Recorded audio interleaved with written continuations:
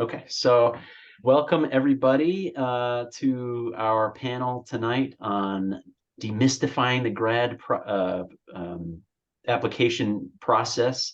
I am Pete Johnston. I'm a faculty member in the Film Studies program here in the English department, and I'm on the Student Experience Outreach and Engagement Committee, which put this together to try to just, answer some questions and give you some perspectives of folks who have gone through the grad application process and are in various grad programs. And so maybe we can start with some brief introductions with letting folks know who you are. I'll just call on folks so we can move through that. Garrett, do you want to start? Yeah, I'm Garrett. I graduated from MSU in 2022 with a BA in film studies and modern fiction filmmaking.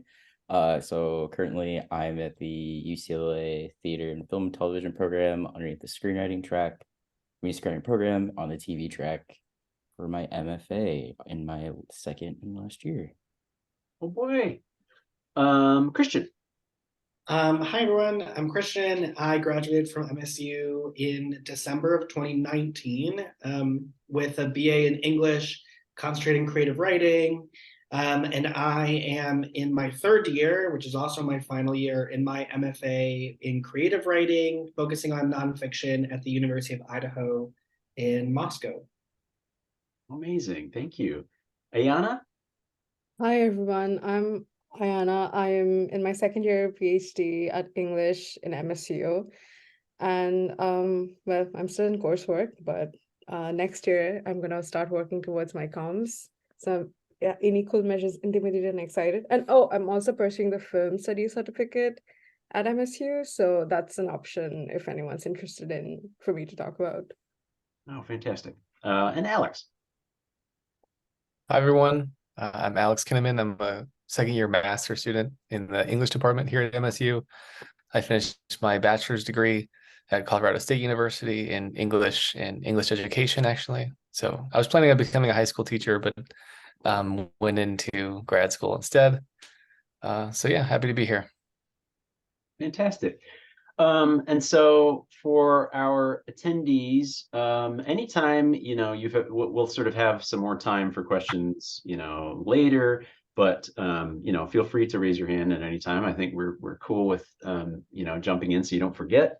But maybe we could just start by also just kind of going around and, just having you all share a little bit of what the process was like for you, or something that you wish you would have known, maybe.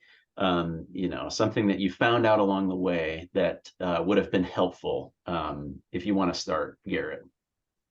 Sure. I guess for me, since I was coming straight from undergrad and being I'm gonna go do my MFA, I applied to 4 different programs. I applied to NYU, USC, and UCLA.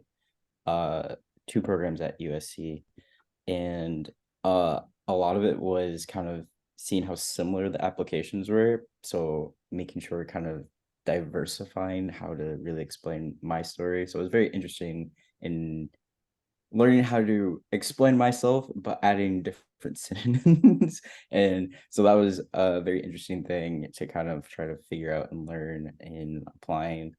Kind of something I really, really learned in the grad program process was something that was more of a mental thing and not really an educational thing, was kind of really having that confidence of being this is me, and accepting, because that's kind of what programs are looking for, are not only your academic background, but also how you are creatively and how well you'll kind of fit in and what new perspectives you bring in.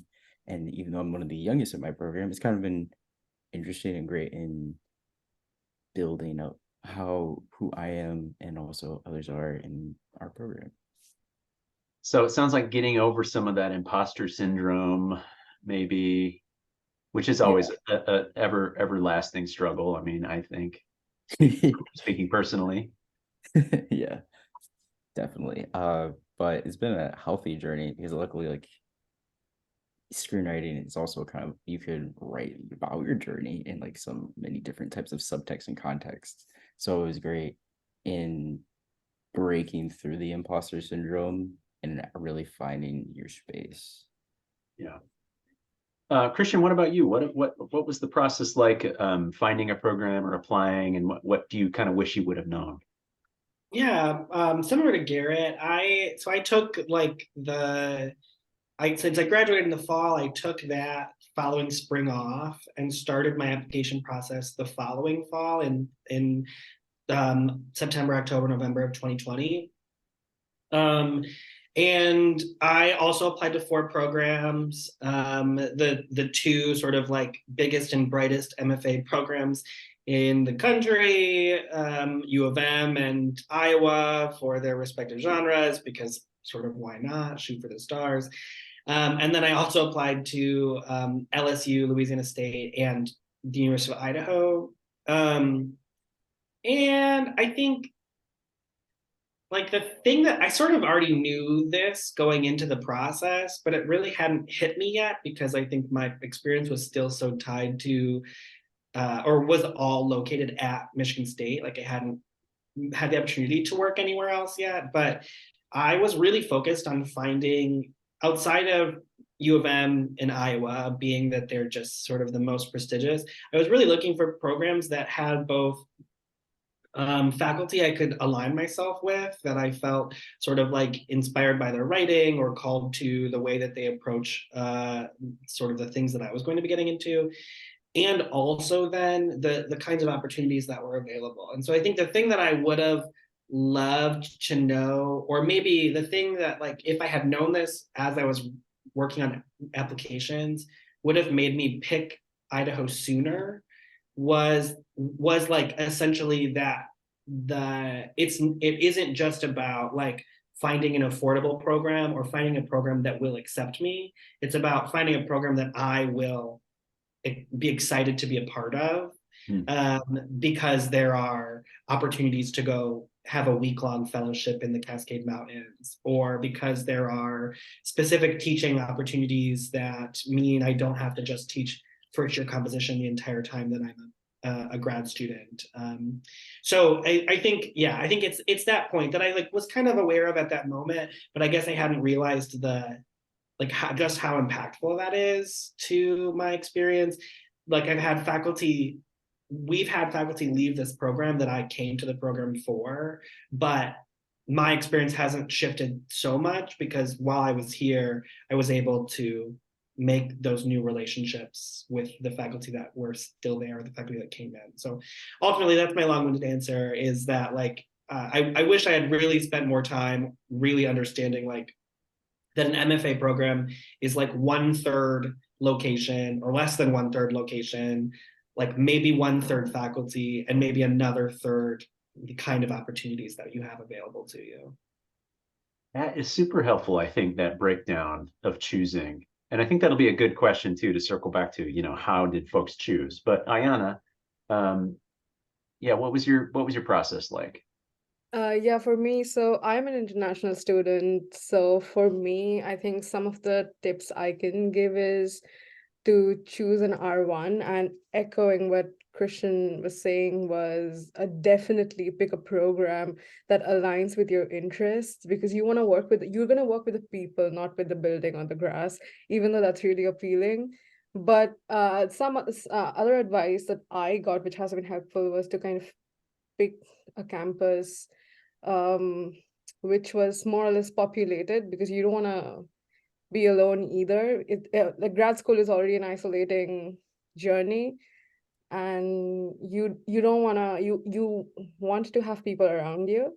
And as for a PhD, it's really a marathon, and I have had my own struggles with it, and I still continue to have that. Like Pete was saying, imposter syndrome will never go away, but I think it's about really kind of making sure that you are going to a university for the right reasons. And a couple of those reasons are, if you want to think about jobs in the future, then an R1 is always, and there are like 100 and something R1 universities. So you don't really have to chase after prestige all the time, because really it's the people who will help you network. It's the people you network with who will give you a leg up later on. It's not just the name of a university, which is important, but then again, it's not just that. You have to align yourself with places that have the people you want to work with. So that's my biggest takeaway. And as an international student, I don't know if there are any international students here. Like, that's a different kind of struggle. But if anyone wants to speak, if anyone wants me to speak towards that, I can in the Q&A. Terrific. And Alex, your process and things you wish you would have known, or would have done differently, maybe.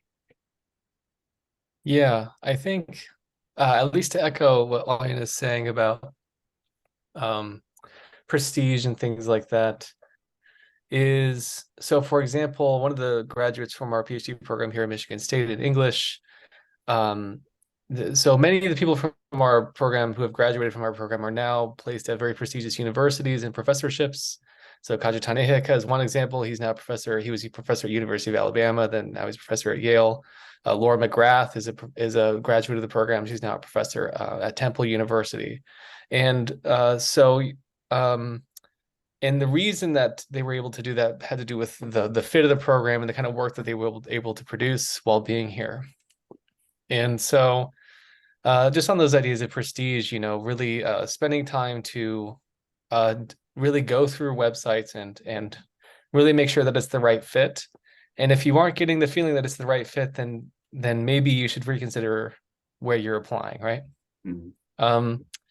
And also along that notion, just that it's also important to probably email or get in contact with certain people that you're really interested in working with, because it could happen that you get into the university and that professor's on sabbatical, or they're retiring, or they're actually on the way out the door to get another job at another university.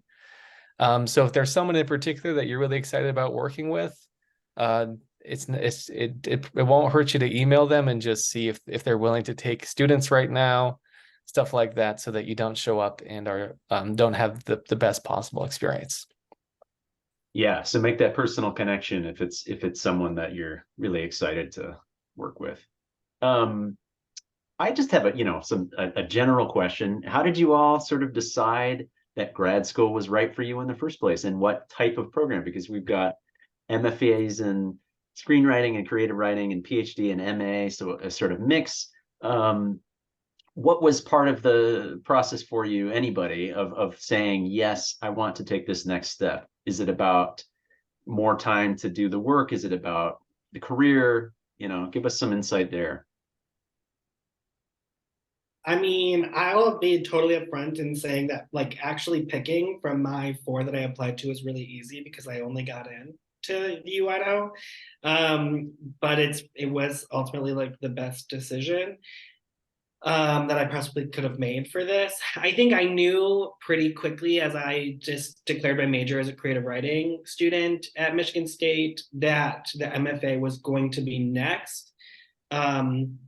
When the pandemic hit, of course, and life changed for us all, I was very happy to have not applied, because I don't think I could have managed like a cross-country move and everything amidst that first year.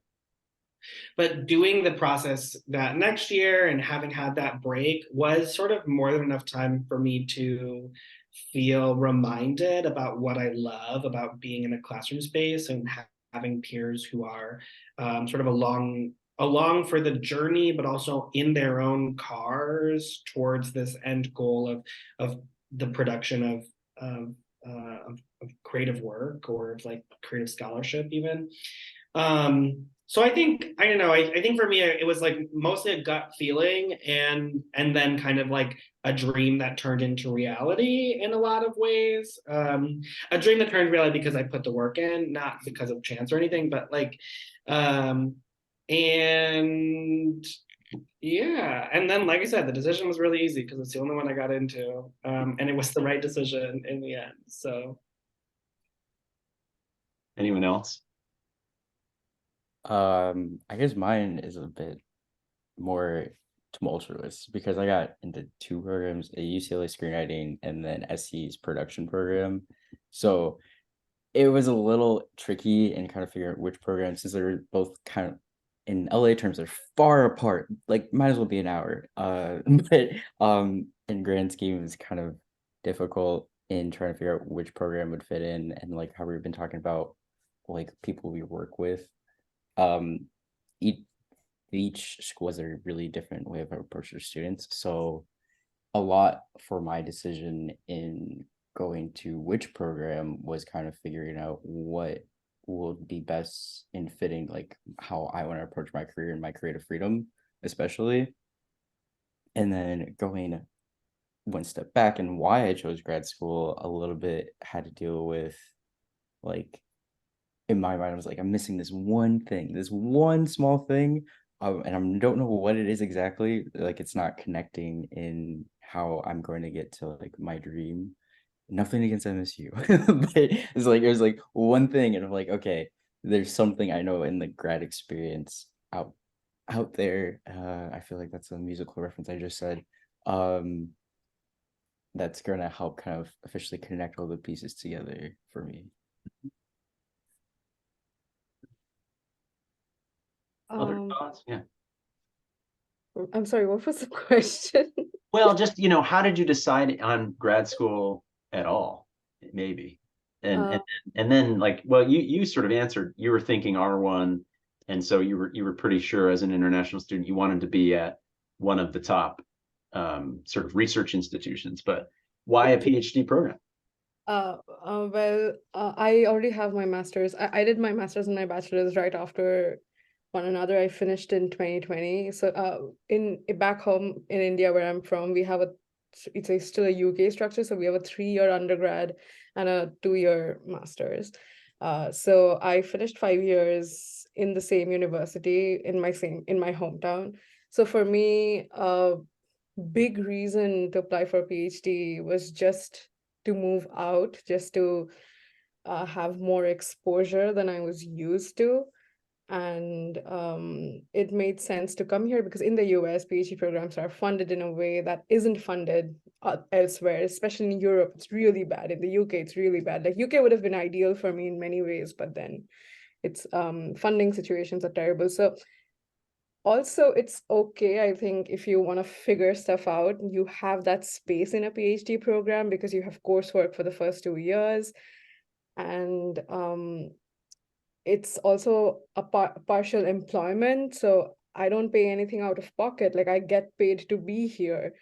And I'm meeting new people, like this webinar, for instance. I've already met a couple of you, so which is really nice, right? So you get to network with people, and you have some time off to kind of figure out if grad school is for you, if this is the kind of level you want to work at for the rest of your life.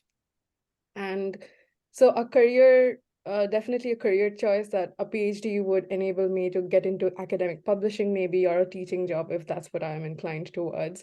And I have the time to figure that out. Mhm. And yeah, the research, I mean, the application process was super intense, and I spent 6 months working towards it. And it was really grueling, like 8 hours every day. And it was and I think I applied to 6 programs. I got into 3. So I applied to CUNY in CUNY Grad Center, then University of Colorado Boulder, MSU, what were the other? Penn State, and I don't remember the other 2. I kind of applied to them as just the sake of applying. But I got through CU Boulder, but they weren't offering, they didn't guarantee me funding, and it was a master's one, and I didn't want to do a second master's. And then I didn't get through CUNY, and then MSU offered, the UC Merced. But then Merced was an R2, and it wasn't ideal, even though they offered me full funding. And so yeah, MSU offered me the full ride as well, and then I chose to come here. It was one of my top choices alongside CUNY, so it made sense. Great. And Alex, thoughts about, what pushed Yeah. you to MA? Well, so I mean, when I think about it, I guess for me it's a little different. because I had never actually had any plan on going to grad school or really advancing my education beyond a bachelor's degree, at least personally. So if there's anybody who like, I didn't find out that grad school was really even much of an option until I think my last year, maybe my junior year, spring semester or something. I had a professor who was like, "Oh, have you considered grad school?" And then I started looking into it. Because yeah, for me, like I said earlier, my plan was to teach middle school or high school or something like that. And who knows, maybe I still will. But really what motivated me to go to grad school was I took a course on in the environmental humanities, and so I got really interested in a particular subject area, and I just wanted to pursue that more, basically. I desired more expertise and more knowledge and further refinement of some of these ideas that I was learning about. And so that's what it was for me. And that's, to me, was a more exciting option than becoming a middle school teacher. Which is also, funnily enough, being a middle school English teacher is actually also a kind of a competitive process to a certain extent, depending on where you live and where you want to teach. There are definitely teaching jobs all over the place, but it's also about where you're willing to live and things like that. And that's also the case for academia too, professorships and stuff like that. To get a job, you might have to be willing to go in a lot of different areas and a lot of different directions. So that's what it was for me. That motivation. In terms of the schools that I got into, I got into multiple programs for MA. I did apply to several PhD programs too, directly out of my bachelor's degree as well. I didn't have a period between my bachelor's and my graduate degree. And so I didn't get any of the PhD programs, but I did get into several MA programs. But MSU gave me the best funding, basically, is really why I came to MSU. And I mean, that's probably the reality for a lot of us, for a lot of people's decisions, is funding. And to that extent, I would say, that's also, in terms of one thing I would think about more, is making sure that I'm applying to programs where the funding package is really solid, basically. Because it's not really worth your time to even entertain offers that aren't going to fully fund you, at least in my opinion. So yeah, at least, especially in the humanities, if I was in a different degree, maybe it'd be different, but yeah. Yeah, I'm sure that we'll have more questions on funding, and we can spend more time and come back to that. But there's a couple questions here that we can kick off. One to you, Ayana. You can probably see this, that Gracie asked. She wants to teach both English and film at a university, but only wants to get one PhD. Makes sense. What's the film certificate? What would that allow? Would that allow her to take both types of classes during a PhD and teach in both programs? How does the application for that work? Where else did you apply? Okay, so I was aware of the film certificate before I'd come here, and so I am doing a PhD in English, but the film certificate gives you have to take 9 credits in the film department, which is housed within the English department at MSU. So you fulfill those requirements, and then at the end of the PhD, you get an English PhD with I think, a specialization in film. And there are multiple certificates that the English department offers. So I think I'm going to do 2 of them. And it's, I would suggest that, oh yeah, right. And also MSU, I don't know if you know, but it's a really teaching heavy university, and it has one of the best teaching programs in the nation.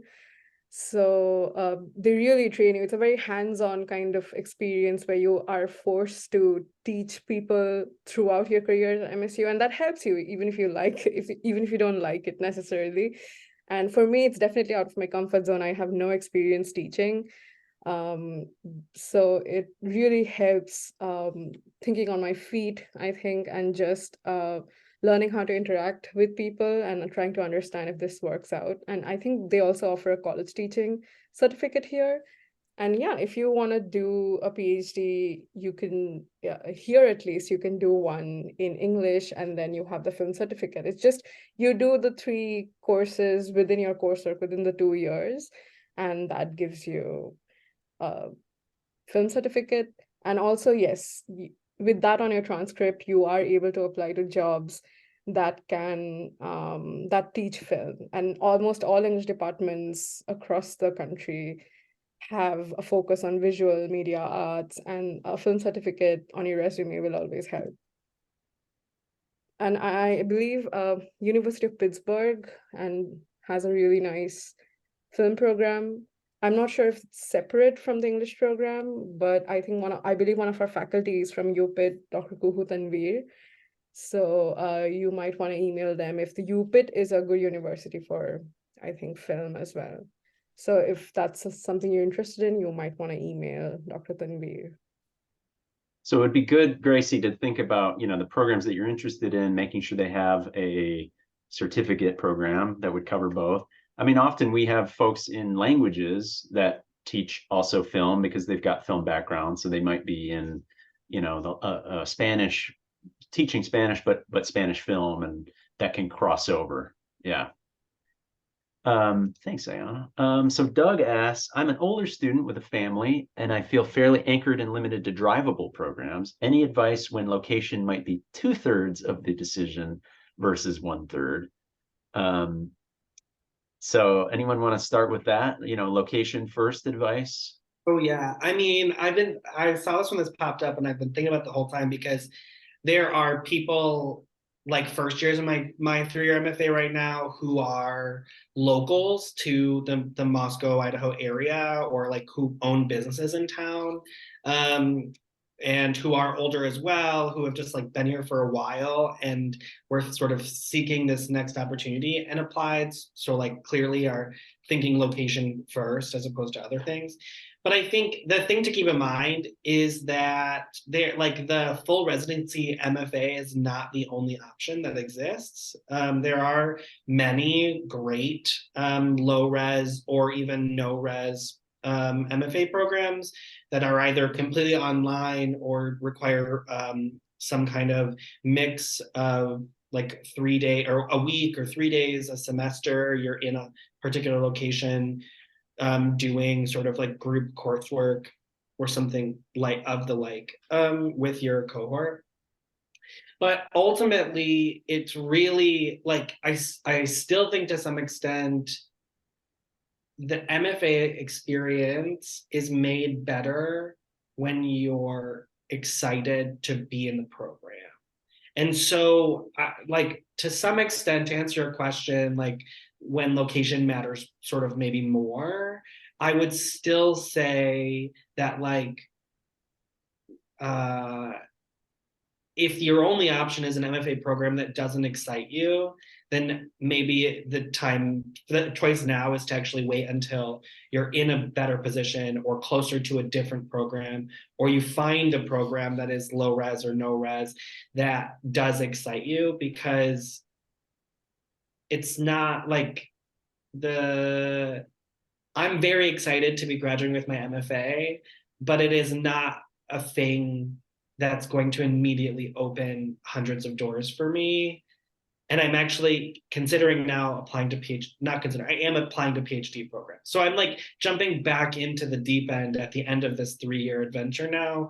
So I don't want to, like, I don't know. I feel like I'm just rambling at this point.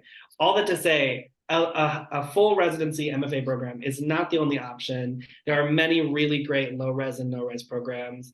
And I think, and there are lots of, actually, this is a huge benefit of being a part of a community of writers, is that there are at least 3 separate, completely independently run databases of all of these kinds of programs that exist in the country. Poets.org runs one. Poets.org runs one. That's the one that's coming to mind. But I know that there's at least like 1 or 2 additional that will like literally just give you all of the different programs in the country that offer this kind of experience or degree path. So that's just a good place to start, maybe if you're at a discovery phase of like trying to find something that might fit for you. Yeah. And I mean, there's also, I mean, we're all at large universities, but I know like some smaller, liberal arts schools are adding MFA programs. I just know that Elma College up the road from here just added one recently. I only know that because I went to Elma, so it's sort of on my radar. But that's an option as well. Making, obviously make sure that the program is a good fit, but sometimes it's not just the R1s that have, some of the low res and no res options are at small, University of Vermont Fine Arts is one that I've heard of, and I know multiple people who've gone through that program and really enjoyed it. And what about Doug's question piece about how do you stifle imposter syndrome to just apply? Any advice? I mean, I definitely have thoughts, but somebody else, please take the reins for a minute or two.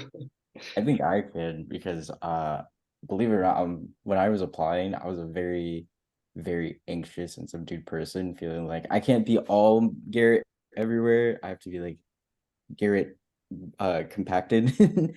But then once I was applying to like grad programs, I like kind of just bore it all. And when I got into my interview, one of the things that like actually for each of my interviews, they said like the great thing about how like for my statement of purpose and everything, it was how I just kind of stated who I was and just let it out of the way. So I feel like the best way of breaking through your imposter syndrome is kind of embracing those things that you feel like a lot of people are not, I don't know, adhered to, because I found that the things that I think people don't like are the things that people like about the most. So like breaking out of that mindset, I think is very helpful for imposter syndrome. But that's me. I'm like breaking shit. I'm sorry for swearing, but You're forgiven. This is a family program. We don't. Yes. Thanks, Doug. Thanks for the question. Ayanna, thank you for answering that about, statement of purpose. Folks, check out that answer. A B plus is sort of expected for a GPA. That's maybe the least important compared to letters of rec, statement of purpose, and writing example. Yeah, absolutely. Yeah, and I do just want to echo what Ayanna put in that. Like, ultimately, a lot of those, like, especially if you're going for a writing program in particular, your writing sample is probably actually the most important part of that application packet. And the additional stuff, or like the statement of purpose, is there to make sure that you are capable as a student, that like you have a sort of self-starter kind of motivation, that you have maybe research plans, or that you're a person that has academic desires of some kind, not to make sure that you're like a perfectly proper writer, or like can communicate everything at the most fluent level, kind of deal. Yeah, I want to add to that, because I don't think universities want somebody who is already like, especially a place like MSU. I can only speak to a general kind of expectation, but they want somebody who is teachable still. So they don't want someone who has already figured everything out. If they can't really teach you, then you're not fit for their program. So you want to make sure that you know where you're headed, more or less, and plans change. Your research might change, and that is perfectly acceptable. But then if you're as long as you're teachable, I think that is very appealing to a university, and you're willing to put in the work. And I think that's, yeah. Great. So next question, how do I go about learning about a specific university's program? Trying to just learn the details about MSU's English master's program as a starting point, but feel like I'm going in circles clicking links on random MSU pages.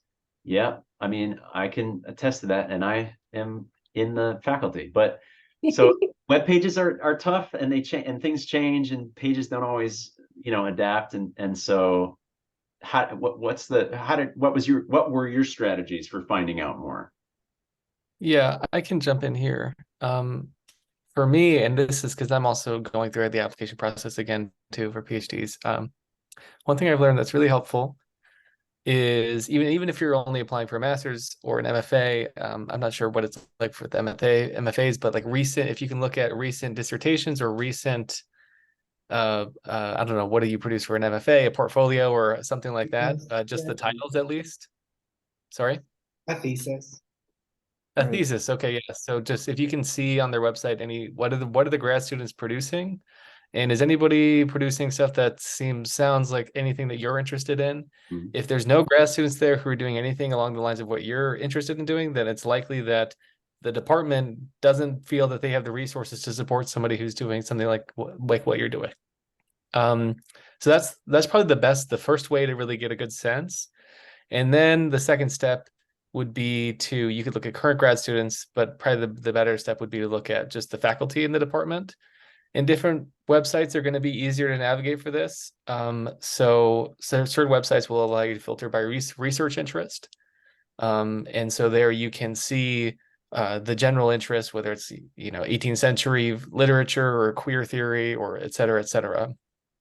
And so there you can kind of filter by your own interests and see who the faculty are, and then you can look at their profile, look at their publications, look at things like that, and determine, are they active? Has the faculty been? When's the last time they published an article or published a book? Stuff like that can be things that you want to look at too. You could also look at the curriculum that is being offered is another good thing to look at. So usually they'll have at least the next year uploaded or the previous years. And so are there courses that are being offered that you would be interested in taking as well? So those would be the three things I'd look at, would be recent dissertations / theses, specific research interests of faculty, and then coursework or any courses that are being offered. And so that can really be the things that you look at for each website that you go to.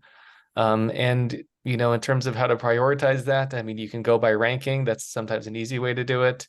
If you could ask your professors, anyone that you've worked with about schools that they recommend that that have somebody who's doing what you're doing or what your interests are. That's definitely probably the better way to do it. And then maybe some of these kinds of databases and things like that can help too. So I hope that's helpful.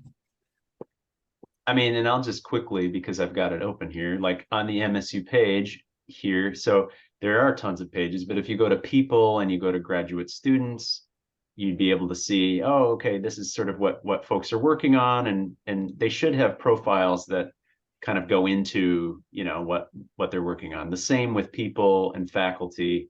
And as Alex was saying, filter by film, check out Julian's profile, look at some of his publications, look at what he's into, and then similarly into graduate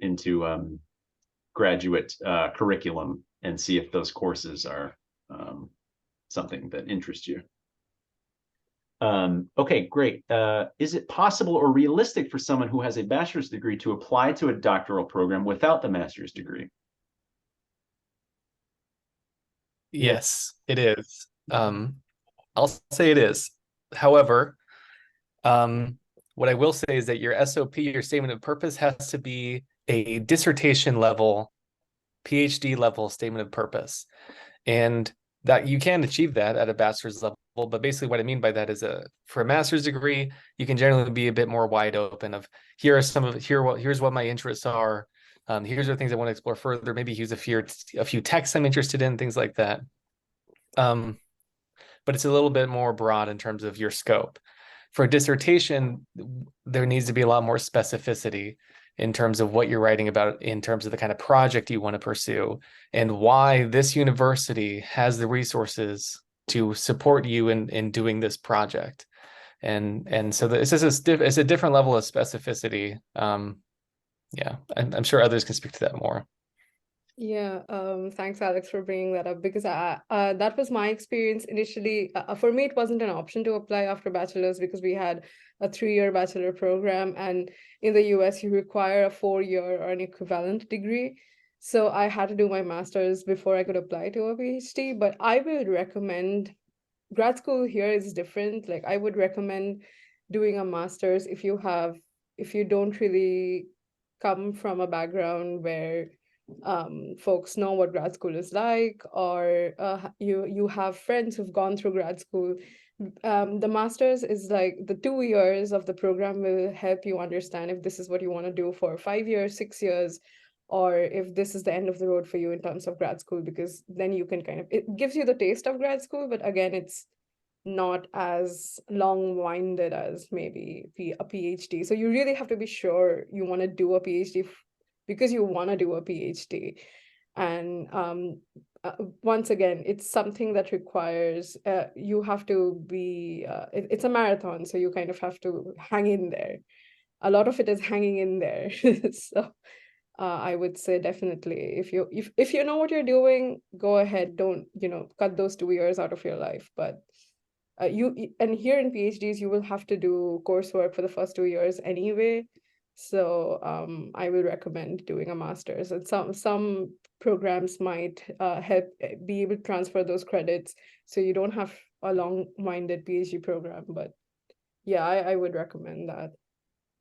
I'll also point out too that like similar to how the just doing a PhD or like just doing a high residency MFA is not the only option. There are lots of MA or whole graduate programs in English departments around the country where the MA program often leads directly into an equivalent PhD program. And it's just about where you're looking. I think I'm currently applying to the University of Illinois in Chicago, and their program for writers does accept PhDs that don't have master's degrees, but on their website as well, they're very forthcoming in that they have a statement which is they've only accepted 2 people without master's degrees since the year 2000. So like, chances are maybe low, but they're not 0. So it's about how you want to spend your time as you prepare these materials. But I will also say that like when I was applying for my MFA, I revised my statement of purpose with the help of the most amazing Divya Victor, probably a grand total of like 9 or 10 different times over the course of 3 months, because that's the level just to get to the sort of master's degree that we were working towards. And I feel like ultimately now I actually am ready to go and actually do PhD coursework. Yeah. So I think we kind of touched on this later question. Do you recommend doing a master's program first? Someone who is considering going straight from bachelor's to PhD, but is that plausible? I guess the answer is sort of, it's possible, but not a bad idea to take a step towards that with the MA and then see if that's the world you want to stay in and continue in, and if that excites you. Or you might find that maybe it's not for you. Other thoughts, though? I don't want to cut that discussion off. I do know that it can be harder to find fully funded master's programs than it is to find fully funded PhD programs. MSU is does fully fund everybody, but that's not exactly typically the case, to be honest.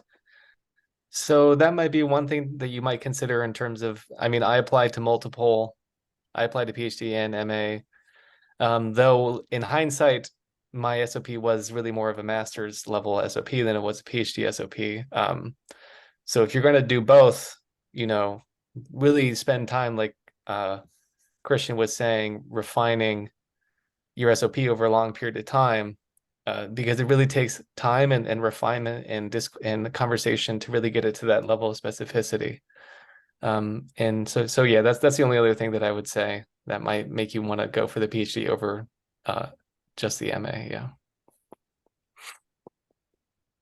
Garrett, question for you, a general question. What does it look like being in grad school for screenwriting, and what went into your decision in choosing writing over production? Ooh, I'll answer the second one because that one's easier to explain. So I applied to actually 2 screenwriting programs, UCLA and SC's, but only got accepted to UCLA and SC's production program. So the difference between the 2 schools, which I didn't touch on when I mentioned earlier, was how we've been talking about was funding. UCLA offered me a really great funding package compared to SC was like, we'll tell you later. So so I picked screenwriting. Luckily, UCLA has our cohort is small, but so we're all kind of able to talk to each other, especially in the production, screenwriting, and producers. So funny enough, I've been helping with thesis films for the last, okay, so that's cool. My light just did weird things. But I've been helping with a lot of thesis films for like the last 2 weeks. So I'm still doing production on top of my regular screenwriting work. Now going to school specifically for screenwriting was really, it's it's fun because like I get to write and receive notes from people who are like actively working currently. Like for my comedy workshop class, I I my professor, funny enough, was the consulting producer for the Bernie Mac show, and I watched that all the time as a kid. So it was like kind of a surreal kind of nerdy experience. And this quarter kind of working with someone who is producing for a show right now with Amazon. So it's great in working with active writers along with others who've been ghostwriters. Like I have another professor, George Wong, who is the writer or slash ghostwriter for like Spy Kids, all those films. So it's great in getting all those different perspectives in this section of like of the business, especially. And then with all the production that I courses, I sometimes I crash because I like just asking like, hey, can I just peek in? It's good in marrying that experience. But it's a very like UCLA thing because our classes are almost right on top of each other, being in one building. So we are often, a lot of us, if you just say like, oh, I'm an MFA student, a lot of our professors are kind of like, yeah, you can sit and listen. You don't need to turn assignments, which is great for me when I have to turn in like 20 pages of script pages a week. So I think that answers that question, right? Yeah. So it could depend on the program, right? I imagine some film programs are a little bit more maybe sequestered between their production side or their screenwriting side, but great that you have one that's kind of integrated or close enough quarters. I saw a hand earlier. Was it Ren? And that might have been a mistake, but just I want to give you a chance. If you had a question, raise your hand again. If you don't, I won't put you on the spot. But are there other questions from folks? And I do have a few resources I wanted to share from our the Excel network at Cal and the College of Arts and Letters. So I'm gonna put this into is there a chat I can use here? Yes. Everybody. Okay, I'm gonna just pop this in. This is from Maggie Harris. And it's got a few links that I don't know if the links will come through. So no, of course not. But I've got them pulled up. So well, one thing to note is she says that students can make an appointment on Handshake with the career services folks to talk about grad school planning. You have access to that for 2 years after you graduate. So if you take a gap year, you still have that. And that's a great resource, I think, for this type of thing of like we're talking about research. It can be hard if we're just sitting at home looking up websites and clicking around. It could just help to have somebody sort of, help walk you through that who might have heard of some programs. So then a few links I want to pop in here as well, and I can send this as a follow-up to the everybody who's attending tonight. But this is the career services website about exploring grad school. So just assessing your interests, how to find programs, what the timeline typically looks like, and what the sort of financing how to find out more about that financing. Because I think that is a great point that the panelists have made. You don't really want to an MFA or a PhD, the humanities. We know this, right? It's not a surefire shortcut to wealth and career, but we love it, and that's why we do it. And so the grad program, the grad degree, it can move you along the path, but it's not a surefire thing. The job markets are tight, and so to go out of pocket for that is probably a bad bet. I don't think anybody would say, oh yeah, just fully go out of pocket and you'll get a job afterwards to pay it back. So you really want to pay attention to, what kind of funding is available. So that, website can kind of walk you through that. The testing center at MSU can help with the GRE and that sort of thing. If you need to take tests to get into graduate school. Were you all GRE? Were your programs did not require GRE? None? I don't Great. think these program require GRE anymore since the pandemic. Yeah, I think that more and more. But if you do find that the program you look at requires that, check this website out, and that can help you. And then also this this sort of handout about writing a personal statement. I don't know if this is going to work. No, this is a PDF. I'll send it through an email. Sorry, but this can, at least kind of get you started about and point you towards some more resources for what you would put into that statement of purpose and personal statement. So I think that you all have had such great, generative and generous answers, and I don't see any more questions from our participants. Any last thoughts that have come up throughout this panel that you want to pass on? Well, I will just say, like, about the MFA experience, I think broadly, there is, if that's something you're looking for, something to keep in mind is, or to be looking for while you're perusing many programs, is their philosophy on cross-genre or inter-genre work. Like, as Garrett was talking about it, like, my program mirrors a lot of how, like, we are just sort of accepted as community features and can be a part of a lot of things. I'm in a foreign language class that has nothing to do with my program right now because it kind of fits content-wise with what I'm writing about. And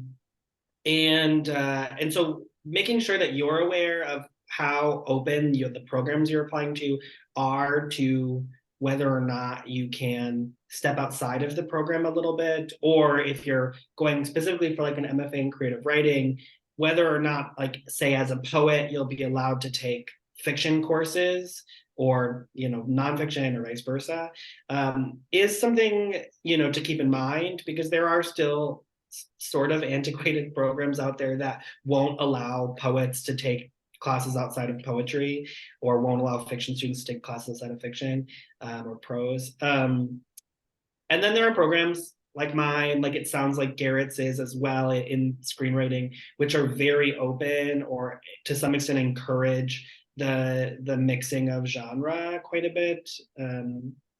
So just keep that in mind. I don't know, like, I don't think there's like truly a right or wrong answer to whether or not those programs should move towards a genre mixing philosophy, but mine being so open has really helped me love it and feel at home here. And I would say too, broadly, if you're interested in a lit PhD, but you want some flexibility, just ask questions, make sure that you will have that sort of flexibility, so you can confirm that it is the type of program that you're looking for. Yeah. Okay, great. Garrett, we got one last one for you. Do you think an MFA in screenwriting has set you up to work in the field of screenwriting? Oh, dang. I personally think yes, because one, like, being able to work with actively working writers, I have a very writer's room kind of set up for our class. So it's been great in finding how we can pitch ourselves in different stories, even though everyone's different ideas. So for my program specifically, I really do think it's great right now, because, like, funny enough, it's fellowship time, so while everyone else is applying like PhD programs, I'm applying to fellowships for like writer's assistance jobs. And I don't think, if I didn't go to an MFA, I don't think I'd feel prepped and confident enough in my writing to like go about the fellowships. Well, like this year I'm like, yeah, so I got this. So I really do think my program has been very helpful in building that kind of confidence of creating story, especially in like this post-strike time. So And as a pre-professional program, you're in LA now, where the industry is largely based. So I imagine the networking and the sort of job opportunities just being there will be, you know, better than probably writing screenplays from other places that aren't in LA. Yeah, like your little East Lansing apartment with your heat's not on. But yeah. Well, I just want to thank our panelists once again for spending some time. Thank you all so much. I really appreciate passing along this valuable information, and thank our attendees for your interest, and let folks know that I'll send a follow-up email. But yeah, thank you all so much. And if folks have other questions they want to direct towards me, yeah, feel free to shoot me a note, and I'll try to, you know, get that answered for you. But hope everyone has a great night, and thanks again, and be well. Thanks, everyone. Thank you. So long. Thanks.